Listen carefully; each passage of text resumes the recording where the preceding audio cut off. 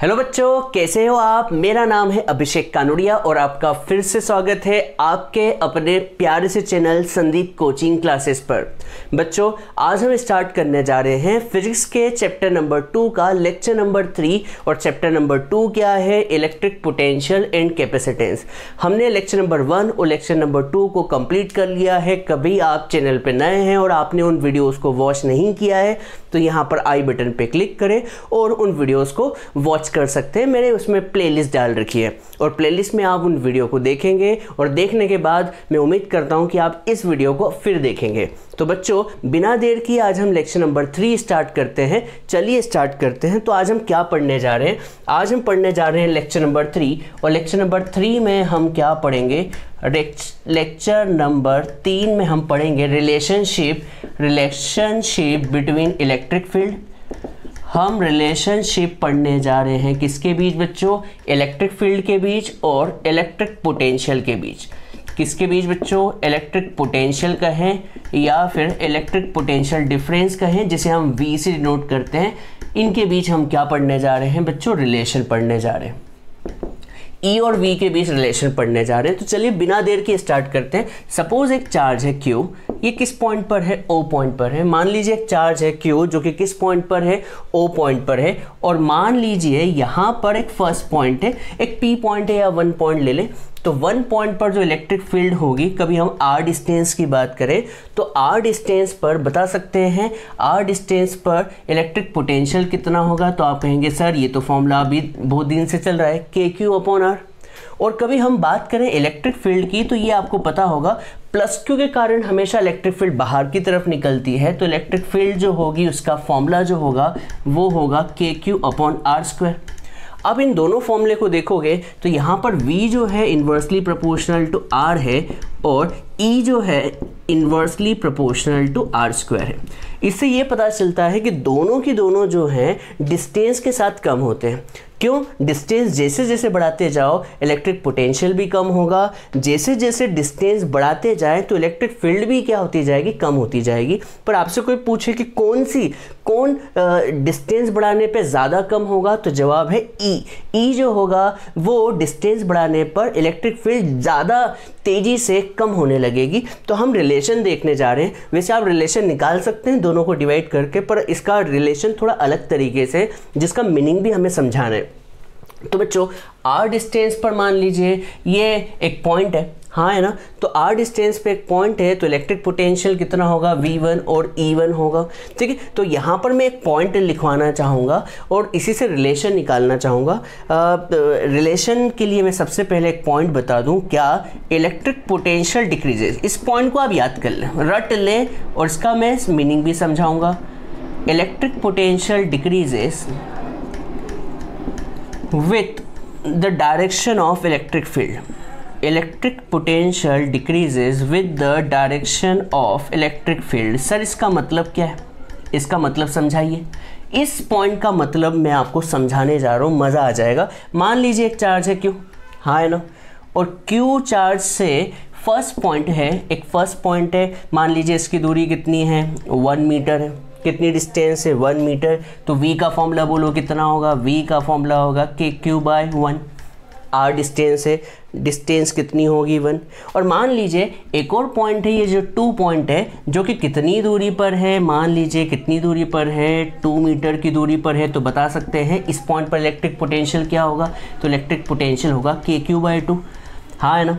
आपसे कोई पूछे कि इलेक्ट्रिक पोटेंशियल V1 ज़्यादा है कि इलेक्ट्रिक पोटेंशियल V2 ज़्यादा है, तो आप कहेंगे कि भैया इलेक्ट्रिक पोटेंशियल यहाँ पर KQ है और यहाँ पर इलेक्ट्रिक पोटेंशियल आधा हो चुका है। इससे पता चलता है कि V1 जो है ज़्यादा होगा, हाँ है ना। इसका मतलब जितनी डिस्टेंस पास होगी वहाँ पर इलेक्ट्रिक पोटेंशियल उतना ही ज़्यादा होगा और जितनी डिस्टेंस दूर होगी इलेक्ट्रिक पोटेंशियल उतना ही कम होगा। पर आपसे कोई पूछे कि इलेक्ट्रिक फील्ड की डायरेक्शन क्या होगी, तो इलेक्ट्रिक फील्ड की डायरेक्शन अवे होगी, हाँ है ना, इलेक्ट्रिक फील्ड की डायरेक्शन अवे होगी। तो देखिए मैंने इस पॉइंट का मतलब क्या लिखा है। इलेक्ट्रिक पोटेंशियल डिक्रीज होता है, इलेक्ट्रिक पोटेंशियल डिक्रीज होता है in the direction of electric field, मतलब इलेक्ट्रिक फील्ड इस डायरेक्शन में जा रही है, इस डायरेक्शन में जा रही है, तो इलेक्ट्रिक पोटेंशियल क्या होते जाएगा, डिक्रीज होते जाएगा। इसका मतलब V1 जो होगा सबसे ज़्यादा होगा, V2 उससे कम होगा, और V3 उससे भी कम होगा, और V4 उससे भी कम होगा, और V5 जो होगा उससे भी कम होगा। सर क्यों कम हो रहा है? क्योंकि डिस्टेंस जैसे जैसे जैसे जैसे डिस्टेंस बढ़ती जा रही है, इलेक्ट्रिक पोटेंशियल क्या होते जा रहा है, डिक्रीज होते जा रहा है। सर डिक्रीज किस डायरेक्शन में हो रहा है? डिक्रीज हो रहा है in the direction of electric field. मतलब जैसे जैसे इलेक्ट्रिक फील्ड बढ़ेगी, इलेक्ट्रिक फील्ड बढ़ नहीं रही, इलेक्ट्रिक फील्ड की डायरेक्शन की बात कर रहे हैं। इलेक्ट्रिक फील्ड की डायरेक्शन इस तरफ है, तो डायरेक्शन आगे की तरफ बढ़ रही है, हाँ है ना। इलेक्ट्रिक फील्ड डायरेक्शन आगे की तरफ बढ़ रही है, तो इलेक्ट्रिक पोटेंशियल क्या होते जाएगा, डिक्रीज होते जाएगा। इसका मैं यूज़ भी करूँगा न्यूमेरिकल्स में, पर पहले आप इसका मीनिंग समझ लें। इलेक्ट्रिक पोटेंशियल डिक्रीज होता है with the direction of electric field. तो बच्चों अब हम रिलेशन निकालते हैं, रिलेशन देखते हैं क्या है। तो बच्चों वापस हम मानते हैं कि मान लीजिए एक प्लस क्यू चार्ज है, प्लस क्यू चार्ज है, और प्लस क्यू चार्ज है, और ये जो 1 पॉइंट है, यहाँ पर इलेक्ट्रिक पोटेंशियल कितना है, V है, कितना है, V है, और इस डिस्टेंस को हम मान लेते हैं कितना, R मान, अब डिस्टेंस की बात अभी थोड़ी देर बाद करते हैं। और बच्चों यहाँ पर एक पॉइंट 2 मान लेते हैं, क्या मान लेते हैं, 2 पॉइंट। यहाँ पर इलेक्ट्रिक पोटेंशियल मान लिया आपने कितना होगा, आपको पता है यहाँ पर इलेक्ट्रिक पोटेंशियल थोड़ा ज़्यादा होगा, और यहाँ पे इलेक्ट्रिक पोटेंशियल V होगा। सर क्यों ज़्यादा क्यों होगा?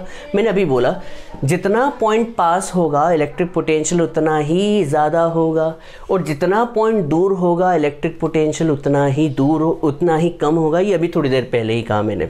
तो बच्चों मैंने इस पॉइंट की डिस्टेंस कितनी मान ली, R मान ली, और इस पॉइंट की डिस्टेंस कितनी मान ली, R प्लस dr मान ली।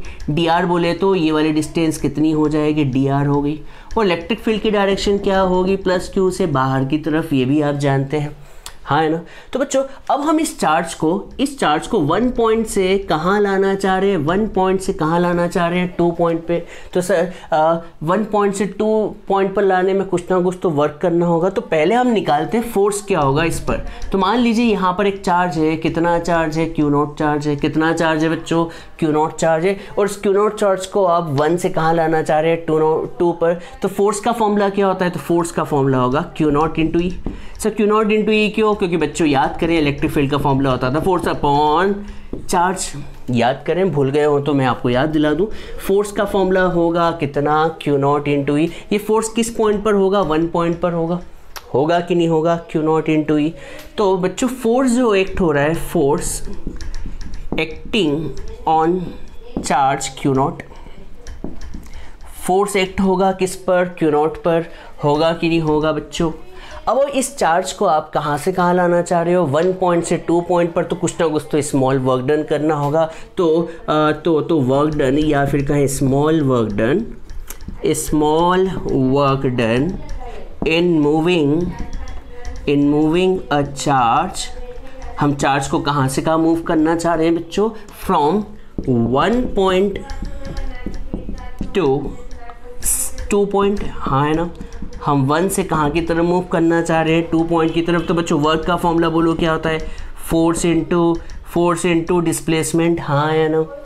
आपको इसे मूव करना है तो यहाँ पर वर्क का फॉर्मूला हमें पता होगा, और नहीं पता तो मैं फिर से लिख देता हूँ। वर्क का फॉर्मूला होता है बच्चों, क्या होता है, फोर्स इनटू डिस्प्लेसमेंट, हाँ है ना।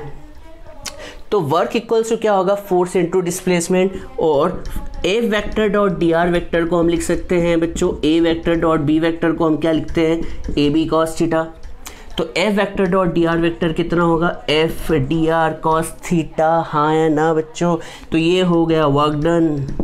फोर्स की वैल्यू बच्चों कितनी है, Q0 इंटू ई और डी आर, और थीटा कितना है। तो आपसे कोई बोले कि इस प्लस क्यू के कारण Q0 पर फोर्स जो होगा वो किस तरफ लगेगा, इस डायरेक्शन में, क्योंकि प्लस और प्लस एक दूसरे को रिपेल करेंगे, हाँ है ना।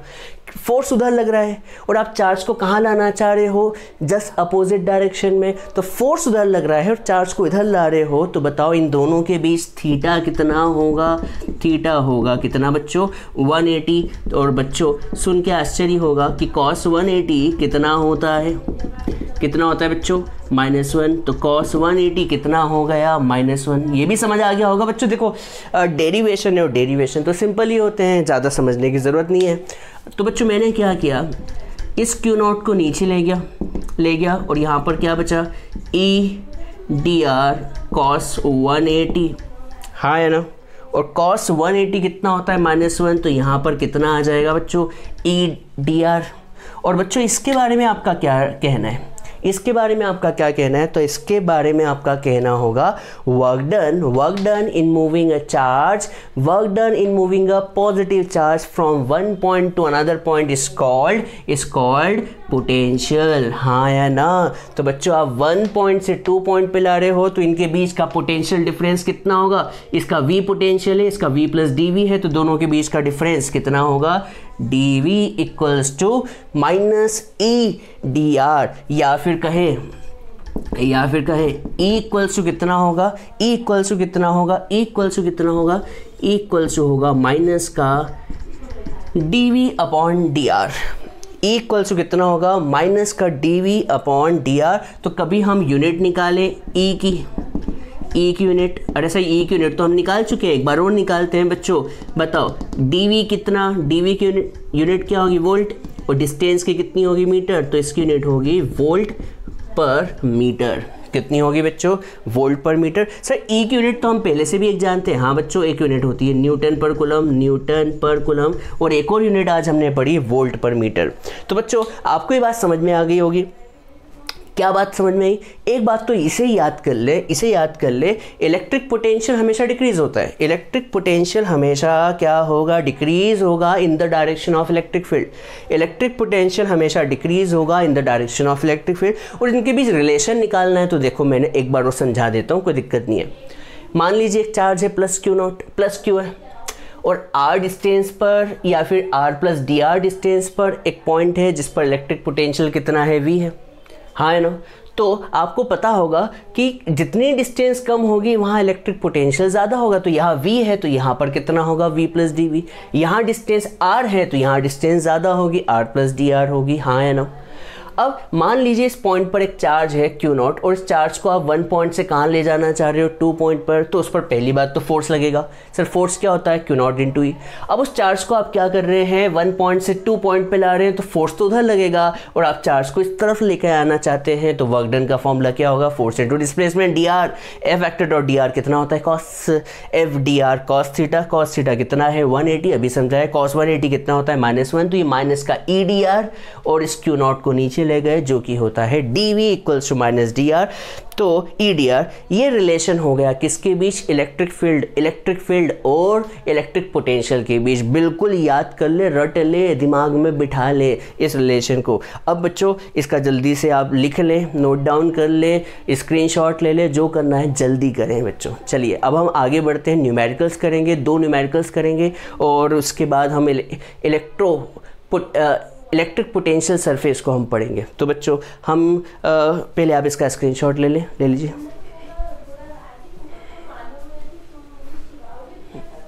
चलिए बच्चों अब हम कुछ न्यूमेरिकल्स करते हैं। तो न्यूमेरिकल्स करने से पहले कुछ फॉर्मूले लिखते हैं जो भी हमने डिराइव किए। तो बच्चों आपने क्या फॉर्मूला डिराइव किया आप बता सकते हैं। आपने एक फॉर्मूला डिराइव किया था dv इक्वल्स टू माइनस का ई डी आर, याद होगा आपको।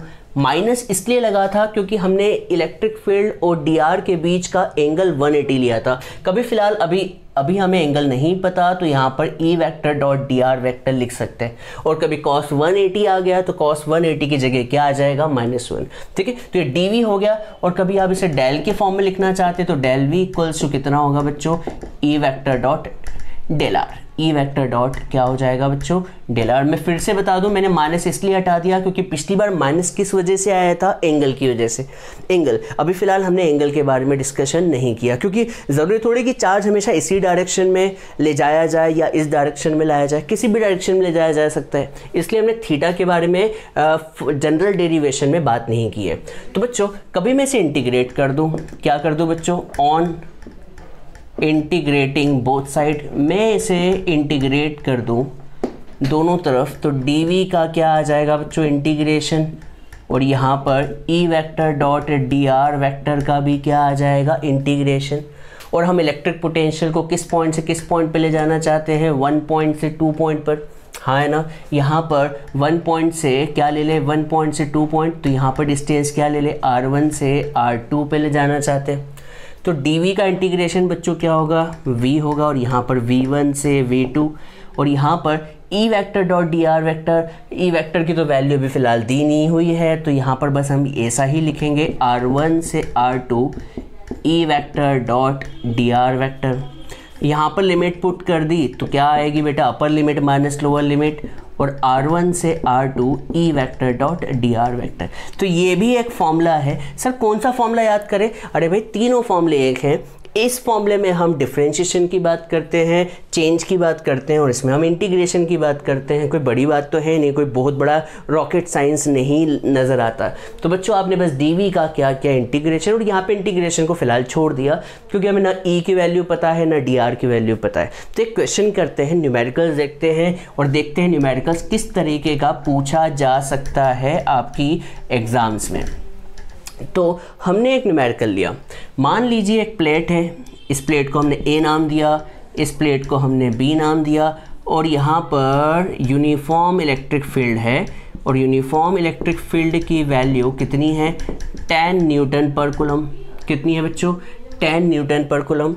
और A और B प्लेट के बीच की डिस्टेंस कितनी है, 2 मीटर है। और आपको गिवन क्या है, आपको गिवन है कि A पॉइंट पर जो पोटेंशियल है वो कितना है, 20 वोल्ट है, और आपको B प्लेट पर पोटेंशियल निकालना है। और आपको 4 ऑप्शन दिए हुए हैं। कितने ऑप्शन दिए, 4 ऑप्शन दिए हुए हैं। कौन कौन से, मान लीजिए आपको दिया हुआ है 20 वोल्ट, 40 वोल्ट, 0 वोल्ट या फिर 60 वोल्ट। तो बच्चों बिना टेंशन के आपको फॉर्मूले पर फोकस करना है। तो आपको इलेक्ट्रिक पोटेंशियल बी पॉइंट पे निकालना है। तो बच्चों अभी हमने देखा था इलेक्ट्रिक पोटेंशियल का फॉर्मूला, बोलो क्या होता है, डेल वी इक्वल्स टू, कभी हम मॉड्यूलस की बात करें तो डेल वी इक्वल्स टू बोलो क्या था, चलो मॉड्यूलस की बात मत करो, डेल वी इक्वल्स टू बोलो क्या था, E vector dot del R vector, हाँ या ना, हाँ या ना बच्चों। और यहाँ पर कभी हम कॉस थीटा रख दे तो फॉर्मूला क्या हो जाएगा, A vector dot B vector equals to A B cos theta, और ये कितना है ई डेल आर। और कभी आप थीटा की बात करें तो बच्चों थीटा कितना होगा, तो थीटा का मतलब होता है इलेक्ट्रिक फील्ड भी उसी डायरेक्शन में है और आप चार्ज को ए से कहाँ ले जा रहे हैं, बी पॉइंट पर। तो थीटा कितना है बच्चों, 0 डिग्री है, हाँ है ना। ई की वैल्यू बोलो कितनी है, ई की वैल्यू है 10, डेल आर कितना है 2, और कॉस 0 कितना होता है 1। तो बोलो आंसर कितना आ जाएगा, 20 वोल्ट। मतलब ये डेल वी क्या होता है, आपसे कोई पूछे डेल वी क्या होता है, तो डेल वी का मतलब होता है, डेल वी का मतलब होता है पोटेंशियल डिफरेंस कितना है इन दोनों के बीच का, 20 वोल्ट। अच्छा बताओ दोनों के बीच का पोटेंशियल डिफरेंस 20 कब हो सकता है, कब हो सकता है, जब ये 20 है तो इसको क्या होना पड़ेगा, 0 वोल्ट। देखिए 20 और 0 के बीच का पोटेंशियल डिफरेंस कितना है, 0 वोल्ट। या फिर ये भी तो हो सकता है कि ये 20 है और ये 40 वोल्ट हो। देखिए 20 और 0 के बीच का पोटेंशियल डिफरेंस कितना होगा, 20 वोल्ट, हाँ है ना। और 20 और 40 के बीच का भी पोटेंशियल डिफरेंस कितना होगा, 20 वोल्ट। पर इन दोनों में से कोई सा एक आंसर सही है, बताओ कौन सा। तो आपको याद करो मैंने एक पॉइंट समझाया था, क्या, electric potential always decreases in the direction of electric field. मतलब इलेक्ट्रिक फील्ड कभी इस डायरेक्शन में है तो इलेक्ट्रिक पोटेंशियल क्या होगा, डिक्रीज होगा। मतलब ये 20 है तो इलेक्ट्रिक पोटेंशियल डिक्रीज होकर कितना होगा, 0 वोल्ट। तो आंसर इज 0 वोल्ट, हाँ है ना। तो आपको पहला न्यूमेरिकल समझ में आ गया होगा। तो पहला न्यूमेरिकल आ गया, अब हम एक और न्यूमेरिकल करते हैं, ज़्यादा न्यूमेरिकल नहीं करेंगे, एक और न्यूमेरिकल करते हैं इस पर। तो बच्चों एक न्यूमेरिकल और करते हैं। तो मान लीजिए अगले क्वेश्चन में आपको इलेक्ट्रिक फील्ड दी हुई है। सर कितनी दी है, मान लो आपको दी हुई है 20 वोल्ट पर मीटर। अब आप कहेंगे सर 20 वोल्ट पर मीटर, तो मैंने अभी कहा था इलेक्ट्रिक फील्ड की 2 यूनिट होती है, न्यूटन पर कूलम कहें या फिर वोल्ट पर मीटर कहें, बात एक ही है। तो इलेक्ट्रिक फील्ड की डायरेक्शन है, हाँ है ना। और यहाँ पर आपको 4 पॉइंट दिए हुए हैं, ये 4 पॉइंट दिए हुए हैं, क्या नाम है, A, B, C और D। ये एक स्क्वायर दिया हुआ है जिसकी ऑल साइड्स क्या है, इक्वल है। ऑल साइड्स क्या है बच्चों, इक्वल है। तो आपको क्या निकालना है, आपको निकालना क्या है, आपको निकालना है पोटेंशियल डिफरेंस बिटवीन ए और B, potential difference between B and C, potential difference between C and D. आपको ये 4 चीज़ निकालनी है, 2 3 4, और potential difference between A and D निकालना है। और एक और निकाल लेते हैं, potential difference between A and C. चलो यार, मतलब इतना बड़ा क्वेश्चन, तो बच्चों फॉर्मूला आपको पता होना चाहिए। तो मैं फॉर्मूला बताता हूँ बच्चों। डेल वी का फॉर्मूला बोलो क्या होता है, ई vector dot D R vector, हाँ है ना। इलेक्ट्रिक पोटेंशियल का फॉर्मूला होता है ई vector dot D R vector, हाँ है ना। और कभी हम बात करें फॉर्मूले की, तो बच्चों बोलो क्या हो जाएगा, ई vector dot D R vector क्या हो जाएगा, ई डी आर कॉस थीटा, हाँ है ना। ई कितना दिया हुआ है क्वेश्चन में, ई कितना है 20। और ए और बी की बात करें, ए और बी, तो ए और बी मतलब कि डी आर वेक्टर इस डायरेक्शन में है, इस डायरेक्शन में डी आर वेक्टर है, और इलेक्ट्रिक फील्ड किस डायरेक्शन में, इस डायरेक्शन में है। तो अभी डी आर की वैल्यू रखने की ज़रूरत नहीं है, हमें तो थीटा पता चल चुका है। बोलो कितना आएगा, 90। सर 90 क्यों, देखिए 90 क्यों मैं समझाता हूँ। ये पेन को इसमें गुचुप करके डाला। देखिए इलेक्ट्रिक फील्ड इस डायरेक्शन में और डी आर इस डायरेक्शन में। डी आर क्या होता है, डी आर का मतलब आप चार्ज को ए पॉइंट से कहाँ ले जाना चाह रहे हैं, बी पॉइंट पर, ए पॉइंट से कहाँ ले जाना चाह रहे हो, बी पॉइंट पर, तो ये डी आर डिस्टेंस होगी। तो इलेक्ट्रिक फील्ड इस डायरेक्शन में, डी आर इस डायरेक्शन में, तो बोलो एंगल कितना हो गया 90। और कॉस 90, ओ भाई कॉस 90 कितना होता है 0, और 0 इंटू समथिंग, बोलो कितना हो जाएगा 0। तो इसका आंसर कितना आ गया 0 वोल्ट। तो V A minus V B कितना होगा 0 वोल्ट। ये बात आपको समझ में आ गई होगी। V A minus V B कितना हो गया 0 वोल्ट। अब हम सेकेंड पॉइंट की तरफ चलते हैं। सेकेंड पॉइंट में क्या पूछा हुआ है, तो सेकेंड पॉइंट को ध्यान से देखते हैं। सेकेंड पॉइंट को हम ध्यान से देखते हैं सेकेंड पॉइंट में क्या पूछा हुआ है। सेकेंड पॉइंट में पूछा हुआ है we B minus we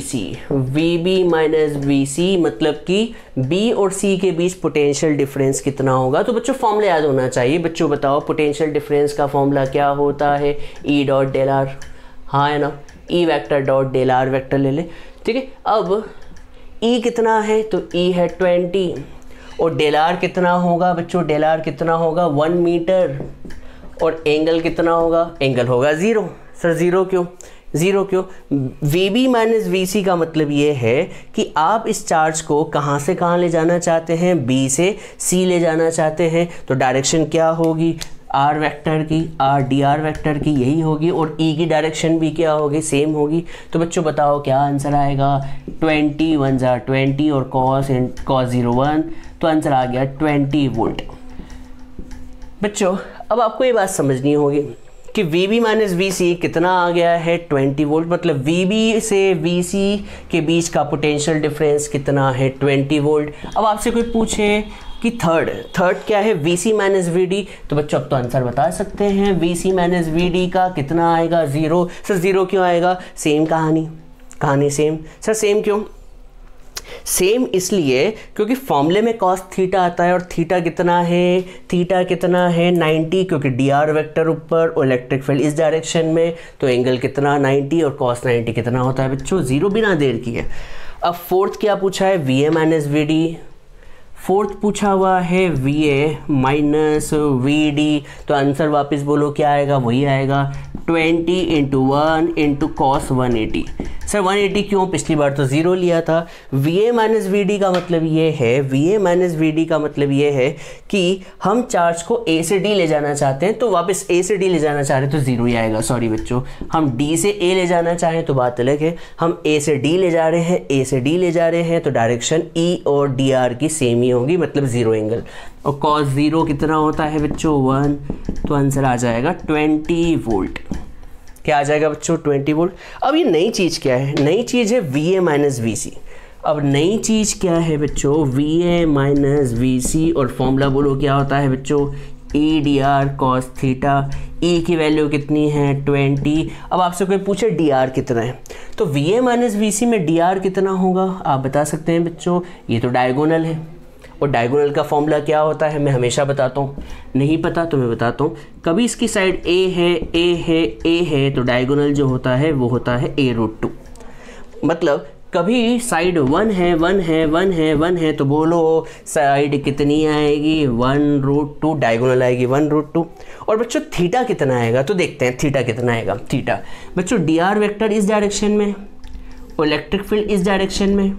sir कैसे कैसे कैसे कैसे कैसे? बच्चों देखो ये इलेक्ट्रिक फील्ड इस डायरेक्शन में क्वेश्चन में दी हुई है और dr वेक्टर इस डायरेक्शन में है, तो सोच के बताओ ये एंगल कितना होगा, सोच के बताओ ये एंगल कितना होगा। तो बच्चों ऐसा होता तो 90 और ये बिल्कुल सेंटर से जा रहा है, तो एंगल कितना होगा, कितना होगा बच्चों 135। हाँ है ना, ये देखिए ना ये एंगल कितना होगा, दिमाग लगाए, दिमाग बेसिक मैथ्स लगाए, cos 135 होगा।